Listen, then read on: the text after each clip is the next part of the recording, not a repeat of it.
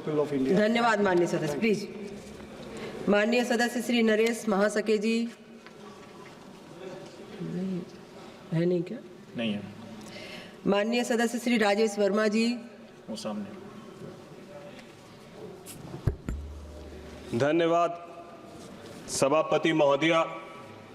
आज आपदा प्रबंधन संशोधन विधेयक 2024 इस महत्वपूर्ण बिल के ऊपर आपने बोलने का अवसर दिया और मैं विशेष रूप से आपका धन्यवाद इसीलिए करता हूं क्योंकि जिस लोकसभा क्षेत्र से मैं आता हूं और जिस राज्य से मैं आता हूं वह राज्य सबसे ज़्यादा बाढ़ प्रभावित राज्य है और इस विषय पर आपने आज मुझे बोलने का मौका दिया। इसके लिए मैं खगड़िया लोकसभा की जनता की तरफ से और बिहार की तरफ से आपका धन्यवाद और आभार व्यक्त करता हूं। मैं उस राज्य से आता हूं जहां हम लोग हर वर्ष किसानों की फसलों को बाढ़ में बर्बाद होता हुआ देखते हैं। मैं उस खगड़िया लोकसभा से आता हूं जहां प्रत्येक वर्ष हम लोग देखते हैं किस तरीके से एक एक रुपया जोड़कर एक परिवार अपना मकान बनाता है और अपने आंखों के सामने ही उस मकान को ढहते हुए देखता है। मैं उस लोकसभा क्षेत्र से आता हूं। मैं प्रत्येक वर्ष सभापति महोदया छोटे छोटे बच्चों को और परिवारों को सड़क किनारे बिलखते हुए देखता हूं जब वो अपने घर से बेघर होते हैं। जिस तरीके से एक चिड़िया तिनका तिनका जोड़कर अपना घर बनाती है और किस तरीके से एक बार में यदि उसका घर उजड़ जाए तो उसको क्या महसूस होता है, वही मेरी कॉन्स्टिट्यूएंसी के लगभग एक बड़ी आबादी महसूस करती है जब वो तिनका तिनका अपना जोड़ती है और अपने घर को ढहता हुआ देखती है। और मैं उनके लिए कहना चाहता हूं कि यूं ही नहीं मिलती राहों को मंजिल, एक जुनून सा दिल में भरना पड़ता है। पूछा चिड़िया से कैसे बना आशियाना, बोली भरनी पड़ती है उड़ान बार बार, तिनका तिनका उठाना पड़ता है, तिनका तिनका उठाना पड़ता है।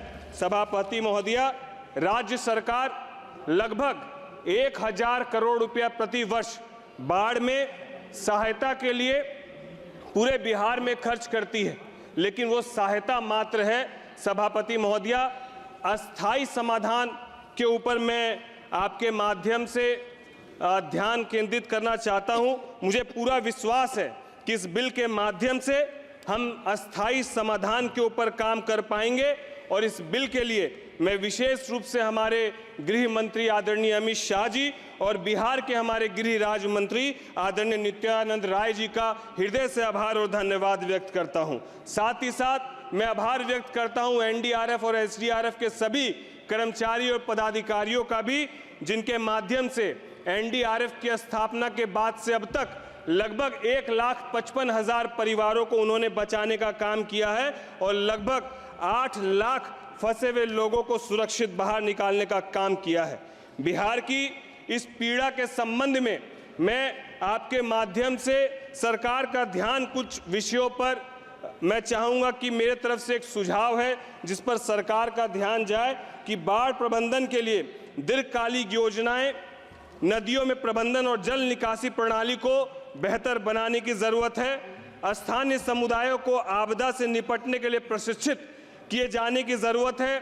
जो सरकार की एक बहुत महत्वपूर्ण योजना है रिवर लिंकिंग योजना, जिसके माध्यम से मुझे लगता है इसको सरकार को बढ़ावा देना चाहिए ताकि हमारी जो खगड़िया लोकसभा और बिहार की जो बड़ी एक आबादी है जो बाढ़ से पूरी तरीके से त्रस्त है उस पर बहुत निजात मिलेगा। और साथ ही साथ जो कटाव एक बड़ी समस्या है, जिस कटाव के लिए मैं चाहूँगा कि हज़ारों करोड़ रुपया प्रति वर्ष खर्च होता है, लेकिन हम लोग अस्थाई समाधान के ऊपर बहुत खर्च नहीं कर पा रहे हैं। अस्थाई समाधान के ऊपर बहुत खर्च करने की ज़रूरत है और कटाव को लेकर हम लोग किस तरीके से बोल्डर पिचिंग और जियो बैग के माध्यम से पूरा पर्टिकुलर डिज़ाइन फ्रेमवर्क करके किस तरीके से हम लोग कर सकते हैं, मुझे लगता है उस ओर सरकार को और हम लोग को ध्यान देने की ज़रूरत है।